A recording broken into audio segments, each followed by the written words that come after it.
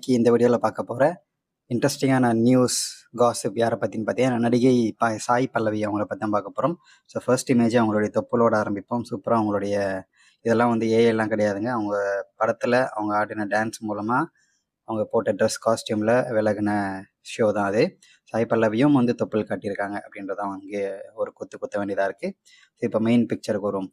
இந்த நடிகையை பஞ்சர் ஆக்கிட்டாங்க பாலிவுட்டில். ஸோ இந்த 3 பொண்டாட்டிக்காரர் கூட சேர்ந்ததன் விளைவு இதுதான் அப்படின்ற ஒரு தலைப்பு. ஸோ பெரிய பெரிய பட வாய்ப்புகள் வருதே அப்படின்னு சொல்லி சாய் பல்லவி ஒரு நிமிஷம் எதையும் யோசிக்காமல் பாலிவுட்டுக்கு பறந்து சென்ற நிலையில் அங்கே உள்ள நெப்போட்டிசம் குரூப், பாலிவுட்டில் ரொம்ப டேஞ்சரான குரூப் வந்து நெப்போட்டிசம் இல்லையா, அதை பற்றி அம்மனிக்கு பெருசாக தெரியல போல். அதனால் மொத்தமாக டேமேஜ் பண்ணி அனுப்பிட்டாங்க அப்படின்றது தான் வந்து கிசுகிசுவாக இருக்குது. ஸோ ஏற்கனவே அந்த 3 பொண்டாட்டிக்காரர் எதை தொட்டாலும் உருப்பட மாட்டேங்குது அப்படின்னு சொல்லி கலாச்சிட்டு வரக்கூடிய நிலையில் இந்த நடிகை அவரை நம்பி சிக்கி சின்னாமிட்டமாயிட்டாங்க அப்படின்றது தான் வந்து ஒரு பேச்சு. ஸோ அந்த 3 பொண்டாட்டிக்காரர் யார் தெரியுமா? அமீர் கான். ஸோ இந்த ராமாயணம் படத்தில் வந்து ஆக்சுவலாக அவங்கள புக் பண்ணி படம் நடந்துட்டு இருக்கு. அது வந்து ஒரு பெரிய படம் அப்படின்றதால சில வருஷங்கள் ஆகும் முடியறதுக்கு. ஸோ இந்த வருஷத்தோடைய எண்டில் படம் ரிலீஸ் ஆகிற அப்படின்ற பேச்சு இருக்குது. ஸோ இந்த நடிகையோடைய போர்ஷனும் ஆல்மோஸ்ட் முடிஞ்சு. ஸோ எடுப்புலேயே வந்து பெரிய பட்ஜெட், அதாவது பெரிய படத்தில் ரிலீஸ் ஆகி அது முதல் படமாக பாலிவுட்டில் ரிலீஸ் ஆச்சுன்னா சாய் பல்லவியை கடவுள் மாதிரி எல்லாருமே பார்க்க ஆரம்பிச்சிருவாங்க. இன்கேஸ் அந்த படம் ஹிட் ஆச்சுன்னா அந்த படம் ஹிட் ஆகக்கூடிய நிலைமையில தான் இருக்கின்ற மாதிரி பேச்சுகள் இருக்கு. ஏற்கனவே எடுத்த ராமாயணம் எல்லாம் ஒரு டிசாஸ்டர் மாதிரி இருக்கிறதால இப்போ எடுக்கக்கூடிய சாய் பல்லவி அந்த ரன்பீர் கபூர் சேர்ந்து எடுக்கிறாங்க இல்லையா, அந்த படம் வந்து ஒரு பெரிய ஹிட் படமாக இருக்கக்கூடிய வாய்ப்பு நிறைய இருக்குது அப்படின்ற பேச்சு இருக்கு.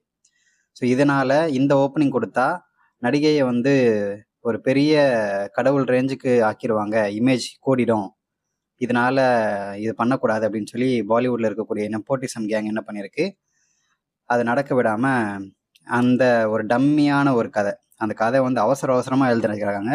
அது ஏன் இந்த நடிகையை நடிச்சாங்க அப்படின்றது தெரியல. ஏக் தின் அப்படின்ற ஒரு படம் பாலிவுட்ல ரிலீஸ் ஆச்சு, நிறைய பேருக்கு தெரியாது, அட்டர் ஃபிளாப் ஆன படம். அமீர் கான் 3 பொண்டாட்டிக்காரருடைய அந்த கதை ப்ரொடியூஸும் எல்லாமே. ஸோ அந்த ப்ரொடியூஸ் பண்ணி அந்த படத்துலையும் நடிச்சிட்டாங்க.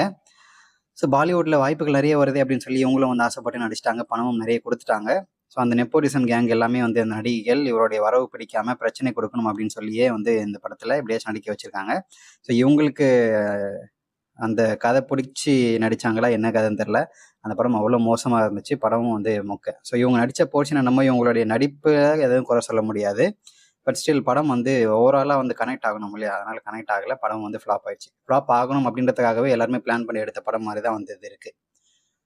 ஸோ இந்த மாதிரி இதன் மூலமாக இவங்களுடைய அந்த இமேஜ் இப்போ டோட்டலாக டேமேஜ் ஆயிருக்கு. பெரிய சவுத்தில் பெரிய ஹிட் நடிகை அந்த நடிகை அப்படின்னு சொல்லி சொன்னீங்க, இப்போ வந்து இவ்வளோ மொக்க படத்தில் நடிக்கிறீங்க, முதல் படமே வந்து பார்த்து நடிக்க தெரியாதா அப்படின்னு சொல்லி அங்கே இருக்கக்கூடிய நெப்போட்டிசம் கேங்கு மறைமுகமாக பிஆர்ஓக்கள் மூலமாக இந்த நடிகை நம்ம சாய் பல்லவியை அந்த மட்டம் தட்டுற வேலையை வந்து பண்ண ஆரம்பிச்சிருக்கிறாங்க. ஸோ இப்போ அந்த ராமாயணம் ஷூட்டிங் போயிட்டுருக்கு இல்லையா, ஸோ அந்த ஷூட்டிங் ஸ்பாட்டில் கூட நடிகைக்கு ஆரம்பத்தில் ரொம்ப பெரிய ஒரு மரியாதையும் வரவேற்பும் வந்து இருந்துச்சு. ஸோ நீங்கள் ஒரு நல்ல நடிகை, நல்லா நடிக்கக்கூடிய நடிகை அப்படின்னு சொல்லி எல்லாம் வந்து அவங்களுக்கு நல்ல ஒரு பேரும் மரியாதையும் வந்து கொடுத்தாங்க. ஓப்பனாக சொல்லணும்னா இப்போ வந்து இந்த படம் ஃப்ளாப் ஆனதுக்கப்புறம் அந்த அந்த செட்லேயே அவங்களுக்கு பெருசாக மரியாதை இல்லை அப்படின்ற மாதிரியானதான் இருக்குது. முதல் படமே தோல்வி அப்படின்றதால அதுக்கப்புறம் வரக்கூடிய ப்ரொடியூசர்ஸ், டைரக்டர்ஸ் யாருமே கதை சொல்ல வர மாட்டாங்க, இந்த நடிகையை சீண்ட கூட மாட்டாங்க. ஸோ இந்த புராண படை செட்டிலும் ராமாயணம் செட்டிலும் நடிகை இதனால் வரை இருந்த மதிப்பே போயிடுச்சு அப்படின்ற அந்த ஒரு படம் ஃப்ளாப் தான் காரணம். அப்படின்னா இவங்க நெப்போட்டிசம்லாம் சேர்ந்து பண்ணக்கூடிய மனதளவில் இவங்களை ரொம்ப டார்ச்சர் பண்ணி இந்த படத்துக்கு அப்புறம் இவங்க இந்த பக்கம் இருக்கவே கூடாது, எங்களுடைய அப்போல்லாம் நாங்கள் இவ்வளோ நாள் இங்கே இருந்ததுக்கு என்ன மரியாதை, சவுத்துலேருந்து ஒரு நடிகை வந்து ஃபேமஸாக ஹிட் ஆகிட்டு போயிட்டா நாங்கள் என்ன விரல் சுப்பிட்டு போகிறதா அப்படின்ற ஒரு பேச்சு இருக்குது. ஐயோ இவங்களாம் ரொம்ப டேஞ்சர் போலுக்குதே இல்லை, சவுத்துலேருந்து போனால் வந்து செஞ்சுருவாங்க போல். ஸோ நடிகையை இந்த மாதிரி பஞ்சர் பண்ணி அமுச்சு விட்டாங்க. அந்த ராமாயண படம் ஹிட் ஆச்சதுக்கப்புறமும் வந்து இவங்களுக்கு பட வாய்ப்பு வரும் அப்படின்றது எனக்கு நம்பிக்கை இல்லை. நீங்கள் என்ன நினைக்கிறீங்க? கமெண்ட் செக்ஷனில் சொல்லுங்கள்.